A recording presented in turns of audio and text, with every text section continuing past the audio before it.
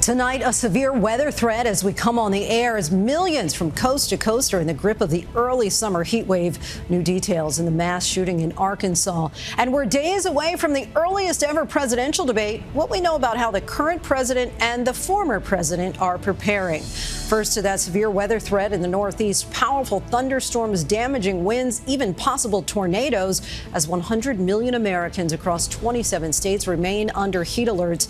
In the heartland, the National Guard is assisting residents in flood-ravaged northwest Iowa. Rivers are expected to crest over record levels. Ika Jachi reports from Washington, D.C. Samara Theodore has the forecast. As Americans seek relief, beachgoers beware. Officials warn of a high risk of rip currents along the eastern seaboard and Gulf Coast. Several recent drownings reported from Florida to New York. What experts say you should do if you're caught in a rip current. The death toll rises in the deadly mass shooting in Arkansas as authorities share details of how the incident unfolded in the parking lot of that supermarket and what we're learning about the victims, including the nurse being hailed as a hero.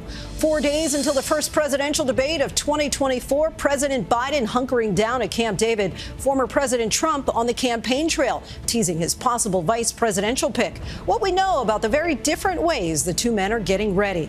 Overseas, in the war between Israel and Hamas, Prime Minister Netanyahu doubles down on his claims that arms shipments from the U.S. are decreasing.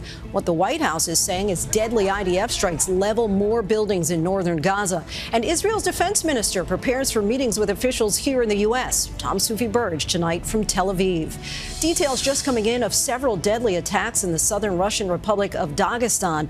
A synagogue and 2 churches targeted. What we're learning. Fishermen to the rescue, saving dozens of dogs from a Mississippi lake. And America strong tonight. They aren't just saving lives, they're making them. The baby boom at one California fire department. From ABC News World Headquarters in New York, this is World News Tonight. Good evening, everyone. Thanks so much for joining us on this Sunday. I'm Lindsay Davis. We begin with the brutal heat suffocating much of the nation. More than 100 million Americans are under heat alerts across 27 states, scorching temperatures along the I-95 corridor and triple digits in the nation's capital and Baltimore over the weekend.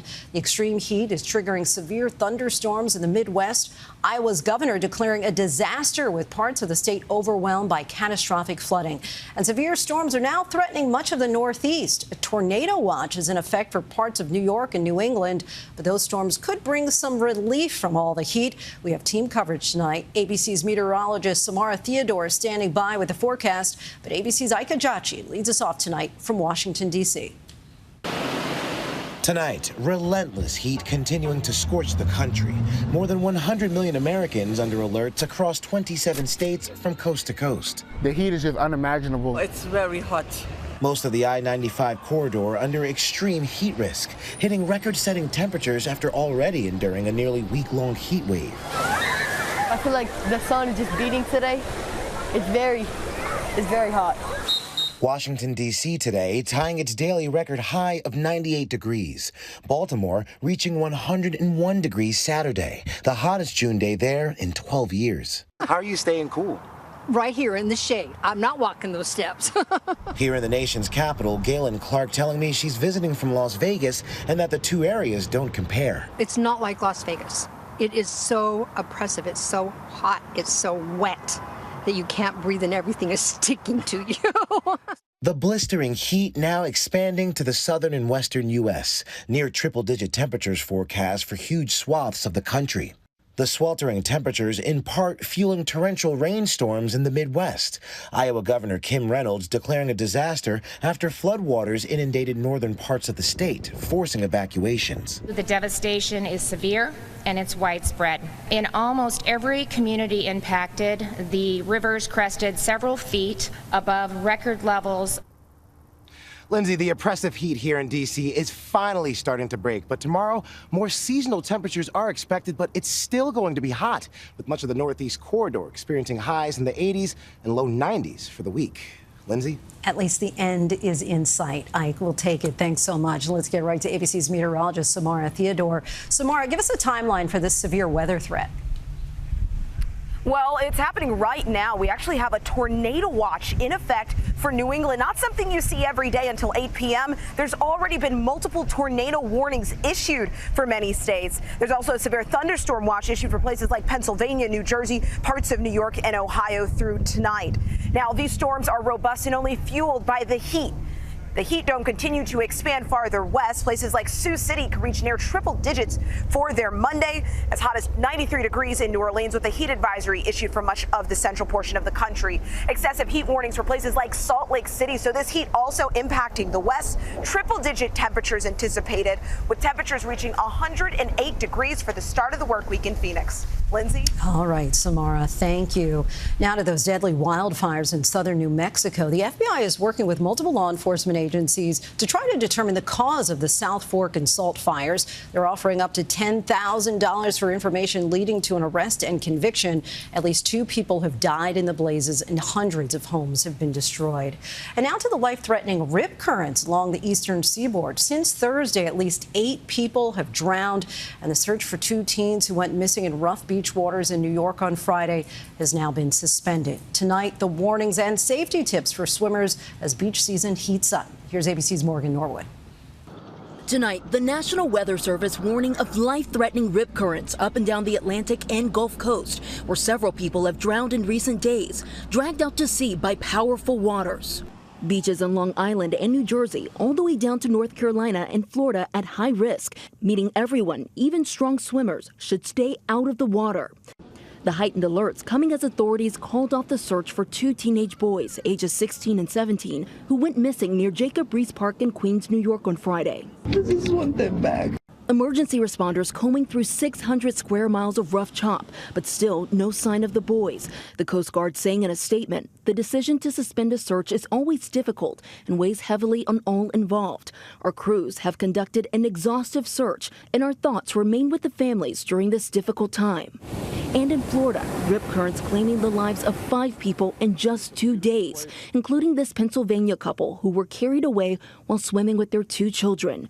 Tonight, swimmers urged to stay near lifeguards and heed safety advice from Beach Patrol and flag warning systems. Breaking into the summer season and the timing of these stronger rips this week, I think that may be causing the quote-unquote perfect storm in terms of people not being acclimated for beach rip current season. And Lindsay, experts say if you find yourself caught in a rip current, remember, do not panic. Instead, you want to relax, float, and then swim parallel to the shore until you're free of that rip current. Lindsay? Potentially life-saving tips there, Morgan. Thank you.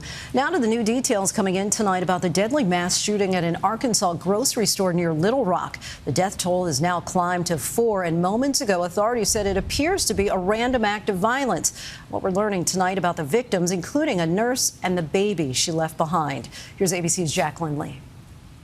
Tonight, as the death toll rises to 4, police in Arkansas say that grocery store mass shooting appears to be a random act of violence. We believe he immediately began engaging victims in the parking lot after exiting his truck and then proceeded into the store. Once inside, he was firing indiscriminately at both customers and employees.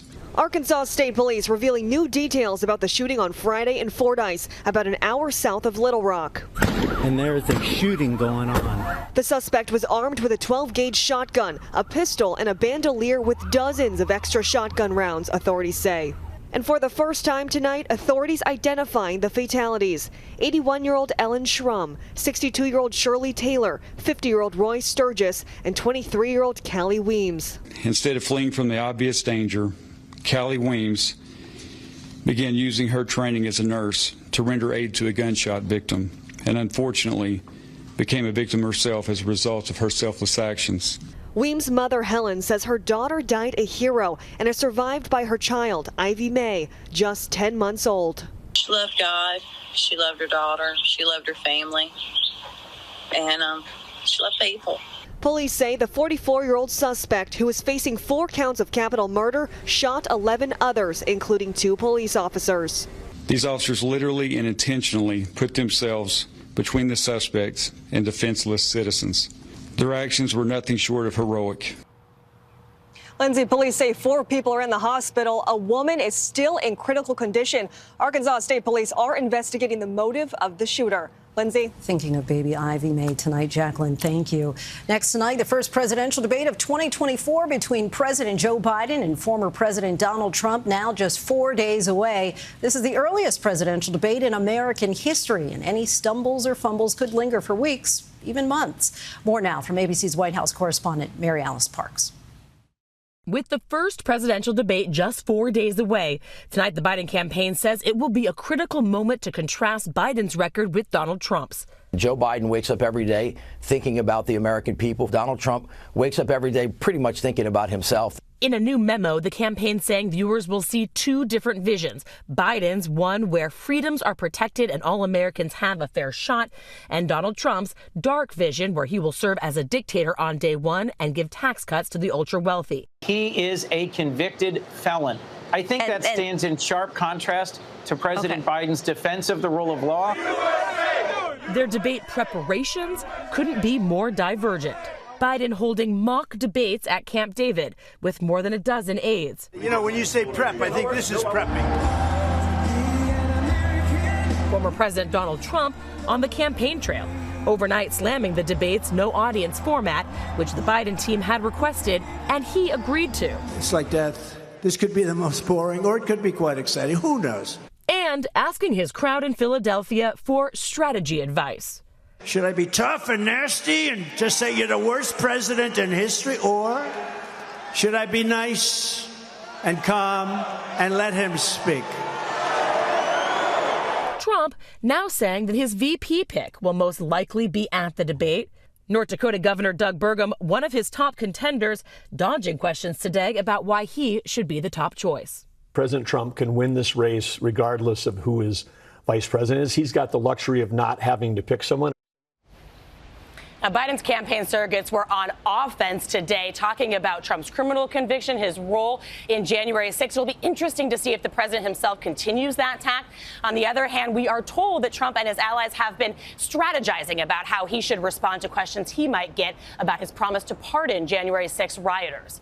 Lindsay? Mary Alice, thank you. Thursday night on ABC, watch the CNN presidential debate simulcast. It all starts at 8 p.m. Eastern with the ABC News special Race for the White House. I'll join David Muir and the entire ABC News political team Thursday night right here on ABC.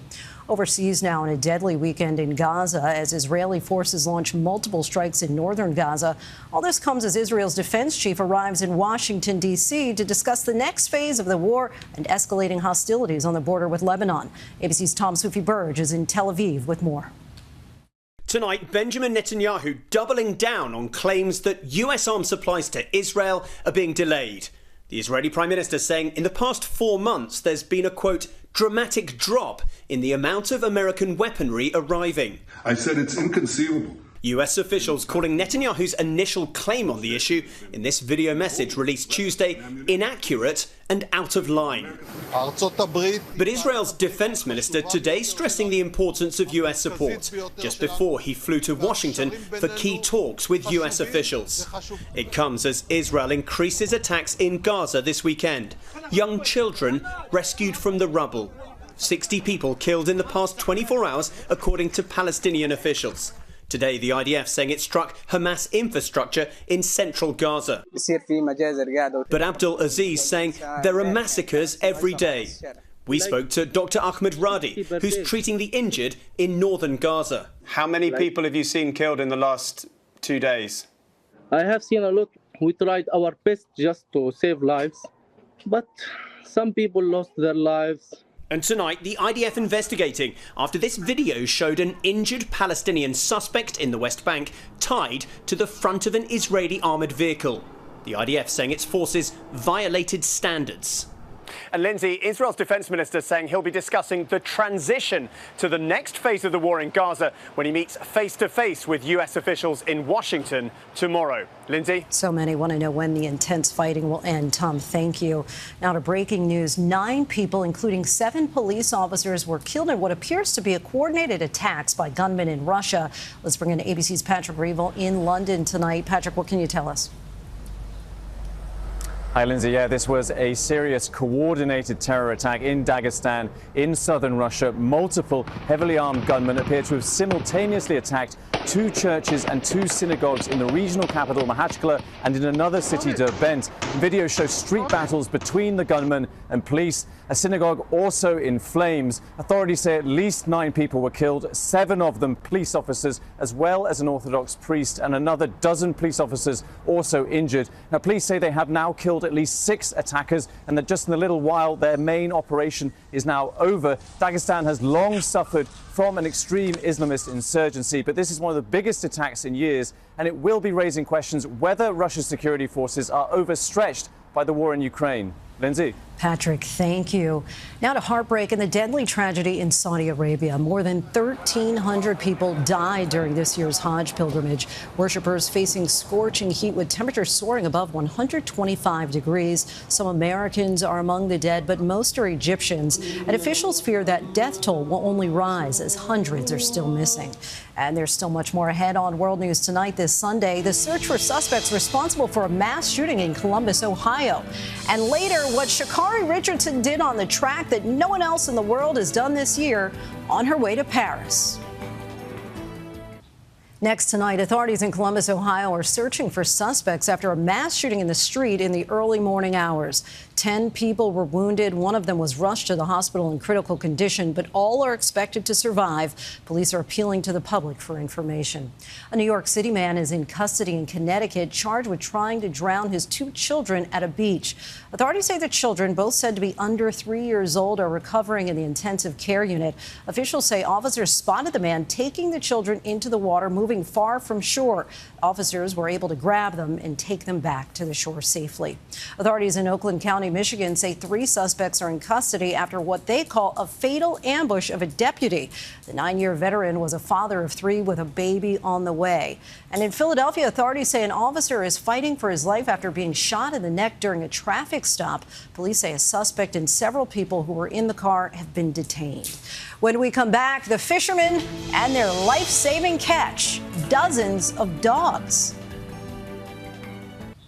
To the index now, the husband of the woman killed by an alleged drunk driver hours after their wedding will reportedly receive a nearly $1 million wrongful death settlement. Samantha Miller died when a car slammed into the newlyweds' golf cart in South Carolina. According to the Post and Courier, several bars, an insurance company, and a rental car company are all part of the settlement.